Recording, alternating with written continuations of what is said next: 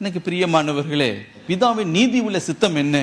எல்லாம் பாவியா இருக்கிற மனிதர்களும் ஞானஸ்தானத்திற்கு தங்களை உட்படுத்த வேண்டும், அவர்கள் மனம் திரும்பி ஞானஸ்தானத்தை பெற்றுக்கொள்ள வேண்டும் என்பது தேவனுடைய தீர்மானம். ஆகவே இயேசு கிறிஸ்து பாருங்கள், ஒரு பக்கத்தில் தேவகுமாரனாய் இருந்தாலும் அவர் மனுஷ சாயலாகி மனுஷகுமாரனாய் அவர் மாறினபடினாலே ஞானஸ்தானத்தை பெற்றுக்கொள்வதற்கு அவர் தம்மை தாழ்த்தி ஒப்பு கொடுத்தார்.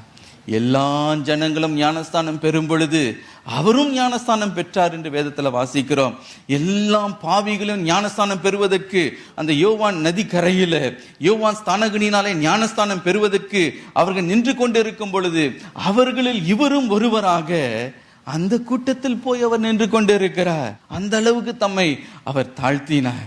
ஹல்லேலூயா.